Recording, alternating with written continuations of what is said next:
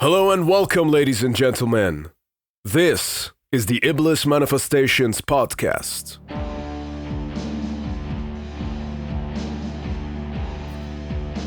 This channel features lengthy off-limits conversations with various different artists and entrepreneurs, predominantly from the underground metal scene.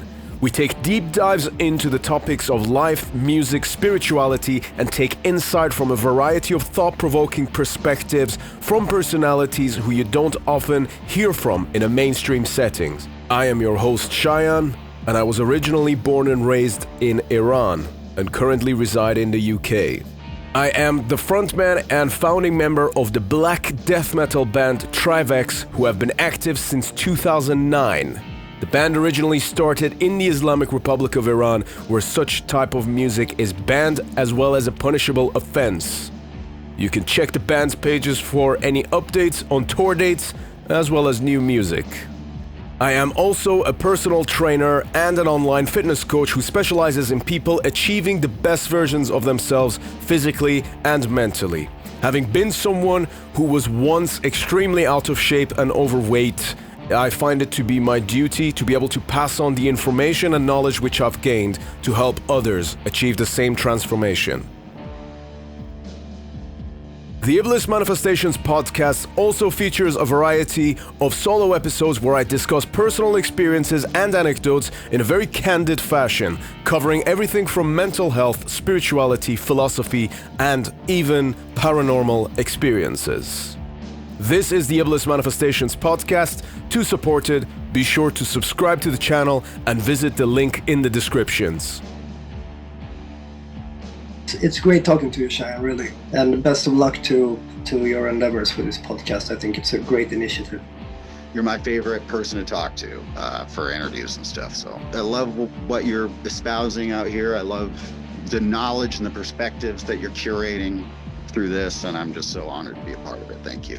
As I told you, it was one of the most interesting interviews I've ever had, because we talk a lot more things than just music, and I really appreciated that.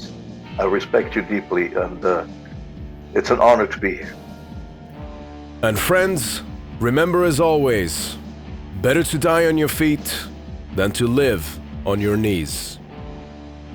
Enjoy the podcast.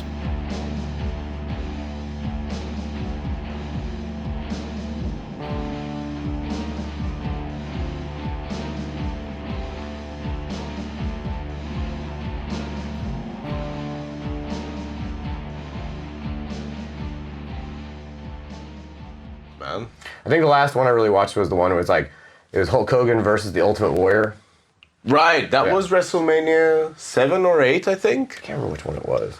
Yeah. I remember watching it and just being like, this is insane, and then just kind of like the whole match, like the Ultimate Warrior Hulk Hogan match was just kind of weird, and I can't remember who won, but it was just like, I remember after that I was just kind of like, I don't know about this anymore. Right. I think the one you're talking about, that has a really funny moment in the match where, I mean, it was a very intense match, like, just full of testosterone and everything, but then there's this, like, I think this will have been like late 80s, like 87, 88, it was around. Late 80s, early 90s, one of the two. Yeah, and there's a moment in that particular match where they're doing sort of like claw fighting, where they're like wrestling just with their claws, and then Ultimate Warrior is like practically on his knees, and he's like right in front of Hogan's crotch, and they're both like, and then from the angle, they're like shooting from behind. It's like the funniest thing ever. It's like, yeah, pro wrestling's not gay at all. Yeah, totally not. Yeah.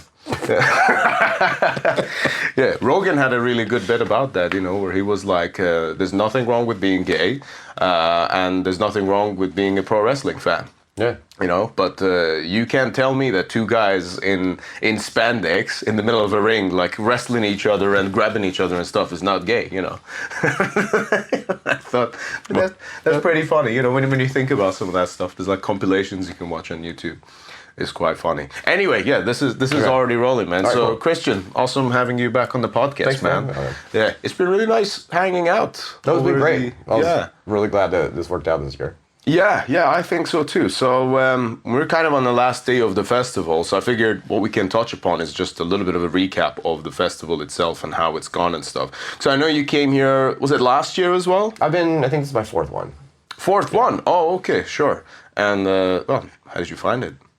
I've been looking for something to come over to Europe, and then with I think it was either 2018 or 2019 I came, and the lineup popped up, and there was, I don't know, at least 10 bands that I would usually never ever get to see in the U.S. That I really wanted to see. So I was like, okay, I'll figure this out.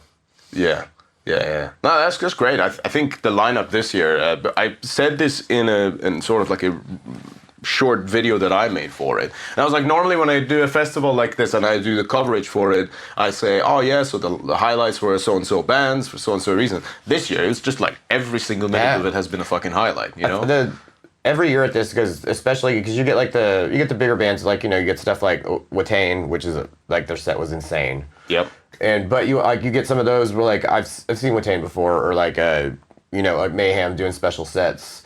And like Satyricon, stuff like that is great to see, but especially for me and living in the States, coming over and seeing all the like the Trondheim bands, like there's at least 1 or 2 of them on the fest every year. Yeah. So like this year, like with Hordem Rife and Ritual Death, like both were fucking phenomenal, and like those are like the extra selling points for me, where I'm like, okay. Yeah, and they were great sets as well. Yeah. You know, I thought Hordem Rife, like, sort of being the first opening band of the festival. Yeah, that was a crazy way to start the fest. Yeah, right? It's like, oh, okay, here we go. Yeah, and then it was like, Watain wasn't too long after that. No, yeah, it was just like straight in the deep end on the first day. But I liked it. Yeah. I thought it worked out fucking great. Yeah, it was like there was no like, oh, cool, we're gonna warm you up. It was just like, boom, let's go. Watain played a really interesting set. They had like a lot of like lawless stuff, which I haven't heard for years. Well, so I figured that out because I saw somebody post today that they did Lawless Darkness in its entirety at Wacken. Right. Yeah, that's right. I didn't know that was happening, so I was all, yeah. It makes a little more sense. I actually had a chat with him about that, because and he said that they were doing it in complete order, you know, so meaning they would be opening with Death Cold Dark, which I think is like one of their coolest songs. Oh, yeah. I think it's a very underrated track. For anyone who's like listened to the Opus Diaboli album, that's the opening track of that live record, and I think it sounds great, you know, great lyrics as well. Yeah. But it was like an unusual set, because it was like, rather than it be like hit focused, it was kind of more like ritual focused, if you will. I know that's such a bastardized fucking word when it comes to this. It completely is, but I feel like if there's anybody that you can use that word about and it's real, it's them. Probably, yeah, for sure. Because I feel like especially, it gets like, that word gets lost when some band from Kentucky that's doing something is like, "I'll come to see our ritual tonight," and you're like, dude, like that's not what you're doing, you know. But like, but Watain, it's the real deal, and that's what it is. Yeah, you feel something, you know, like you're watching a rock and roll concert, but then there's an air and energy about it, and like a certain tension that's I think it goes beyond just what you're looking at. What you're looking at is good.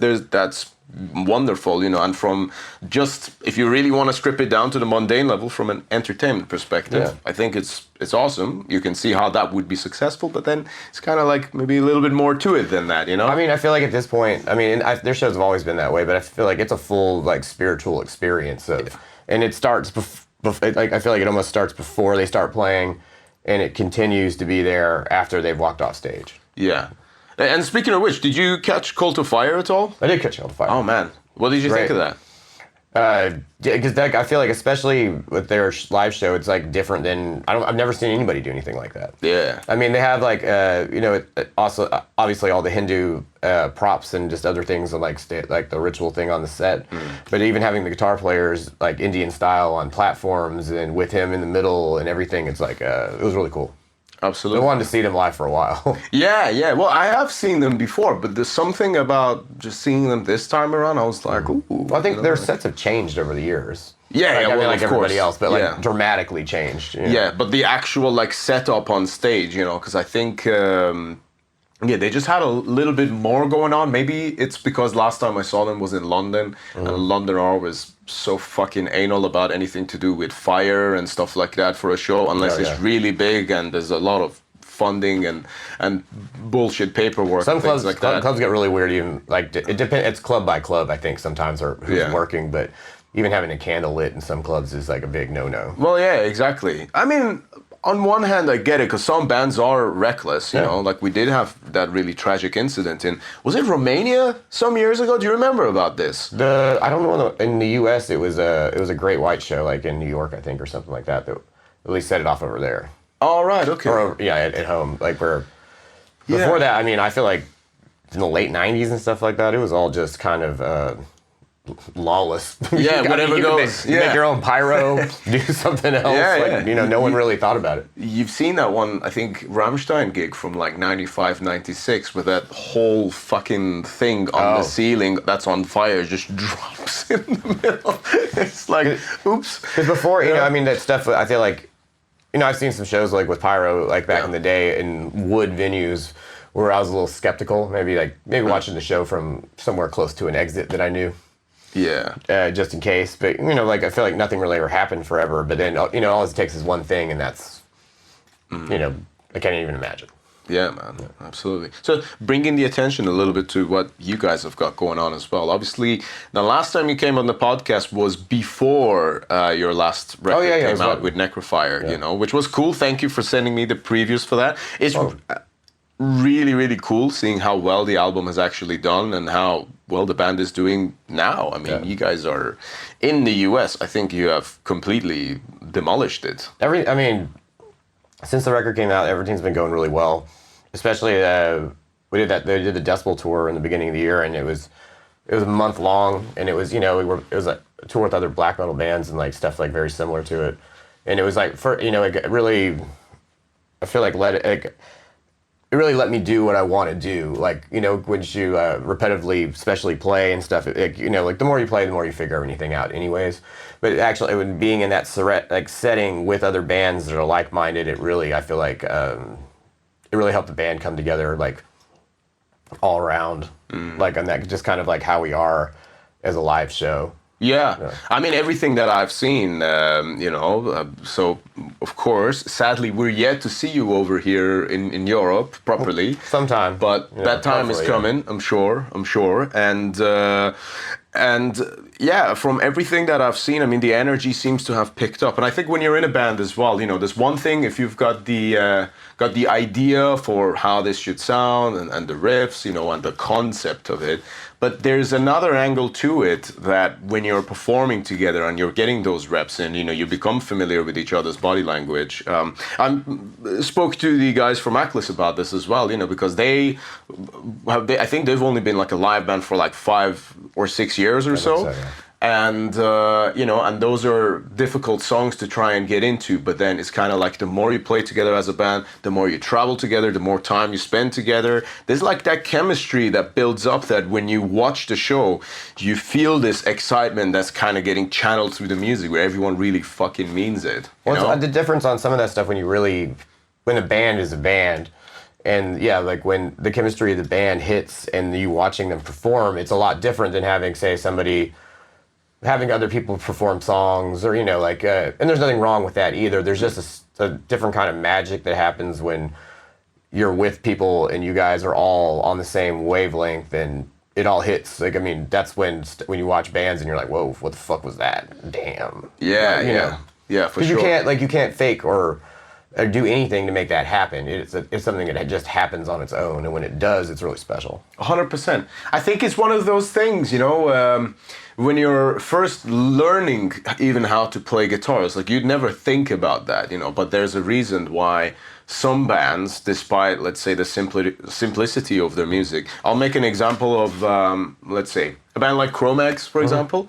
When you listen to the riffs, they're like as simple as it gets, but the band is full of fucking energy, and especially in a live context, it's like, those are classics. With especially like say maybe like intent of the band or what the band's about, with the mixture of like how like they release like like how everything comes off live can really change like what a band is, because like not to say anybody can write something, but people can write music and it doesn't have to be about anything. It could be whatever, and then they maybe perform or like really are behind what they're doing. But when you actually do all of that, and that's when bands become special.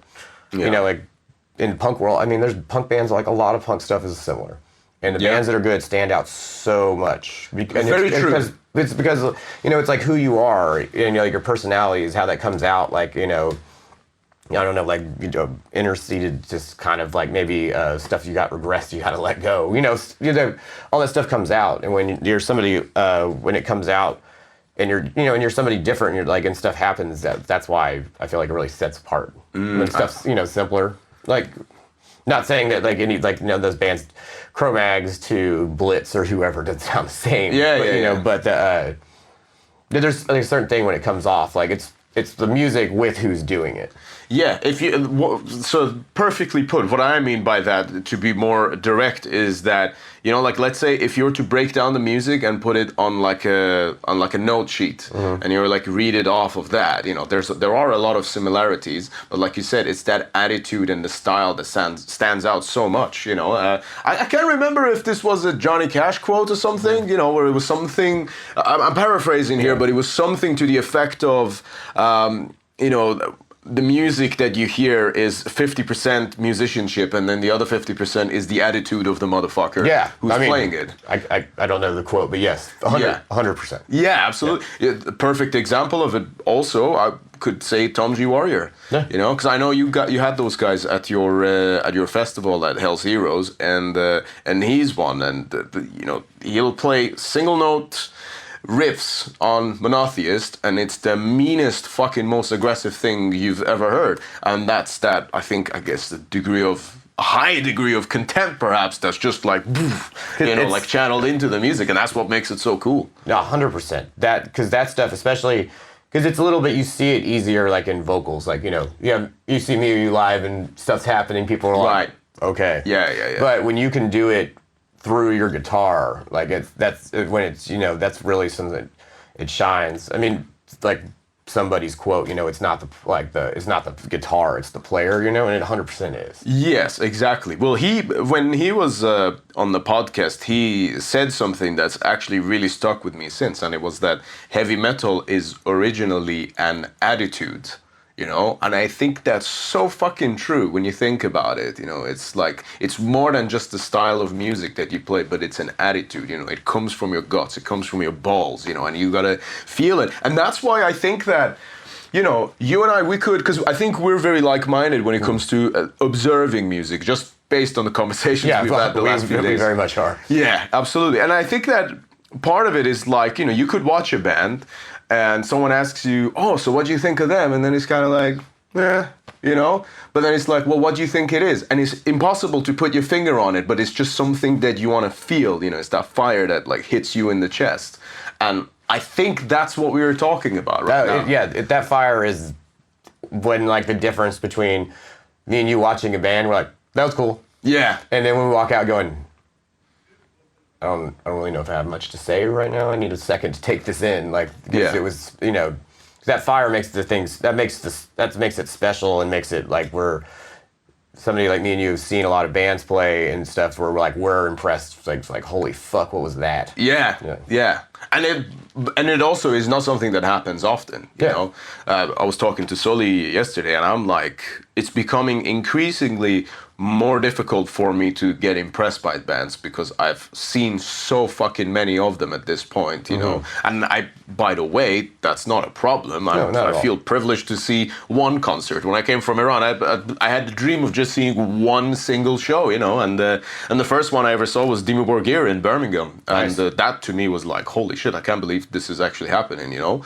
And you know, but then obviously since then I've seen so many different bands, you know, and there's a handful that really kind of captivate you, you know. So I'm kind of at that point now where I'm interested in reaching out to other genres, just from a perspective, from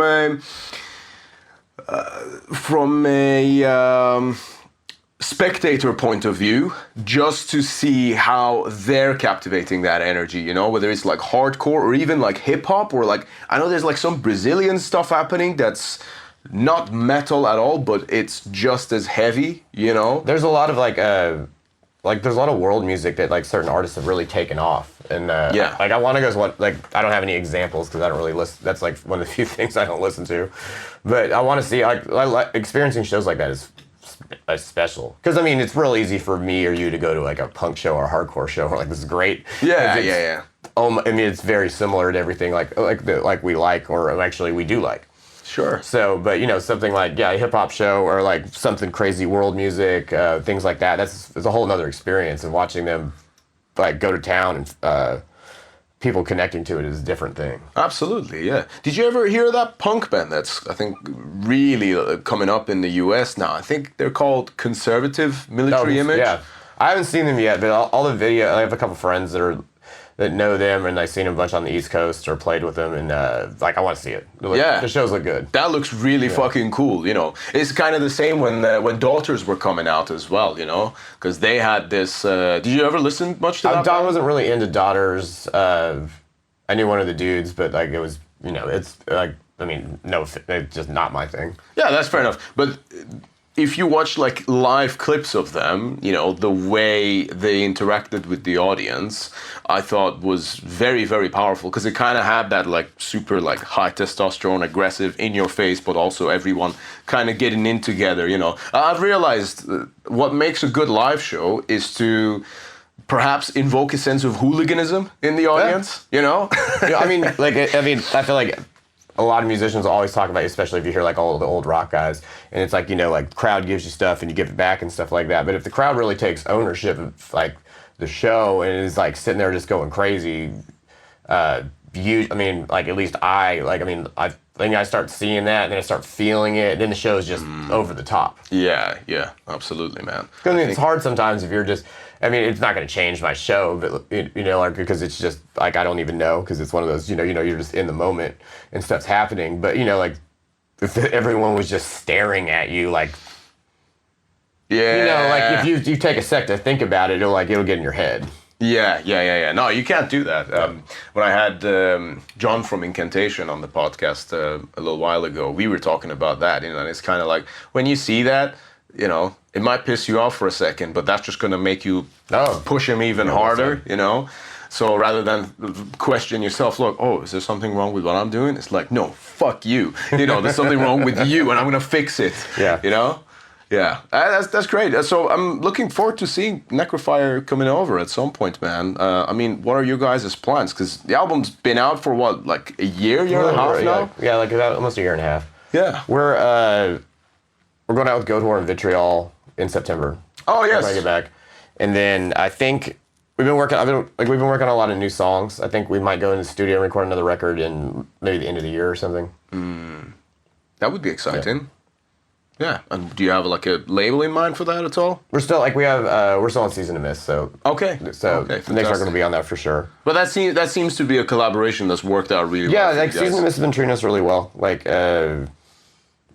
everything we want to do, anything I ask for, usually like they've been great. So amazing, man. Well, really, really looking forward to everything you got coming up, and of course you've also got Hell's Heroes coming up as well in Houston. Trying to finish up the lineup, like almost there. Yeah. Like honestly, this year's been a little bit tougher than some years. Okay. So, I mean, but it's part of it's, you know, like some years are easy, some years are tough. And I've got most of it done. I just got to finish up like the missing piece, and then everything's done, except it's taken a little bit longer than I wanted to this year. Sure. And when is the fest again? It's in March, or I think third week in March. In Houston? In Texas, yeah. Awesome, man. I couldn't recommend people to go check that out anymore, you know. I mean, from friends of ours who've actually been there and played it, I've only heard good things. And it's arguably the biggest festival in that region nowadays, so... Yeah, especially, I mean, there's, like, festivals that style, there's only a couple, and, like, us, like, Hell's Heroes and MDF are, like, the ones that are, I would say... Yeah. The most on, like, especially, like, everything we like. You know, it's, and they're about, like...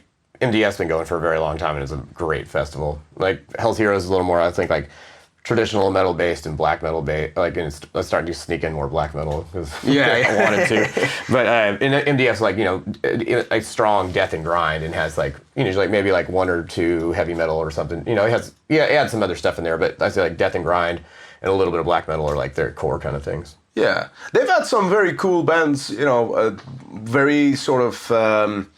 Even the ones that aren't like entirely black metal, but at least of sort of like a black metal understanding of things, should we say? Because one great band I discovered through them was when they had this band from Australia called Denouncement Pyre, and I think they're a really, really good band. I don't know if you've checked them out, but I've heard like a song or two, but I know what you're talking about. yeah, they got a cool vibe, and I think it's good when they're bringing in those kind of bands. Obviously, our friends in Grave Miasma have played there as well, But yeah, I think they do. I mean, they do a great job. Yeah, I mean, especially and they've been doing it for 26, 27 years, maybe. I mean, it's like almost like this is like the Hell's Heroes will be like year 7. I'm like, all right, cool. And I'm already like, okay, let's see how long this fest lasts, because it gets tough with like, bands going away, who you gonna book next, Mm-hmm. Yeah. And of course, everyone has their own opinions about different bookings and stuff. Oh man, that's amazing. I usually put a post every year just to be like, who do you want? Just to watch people just go to town. Yeah.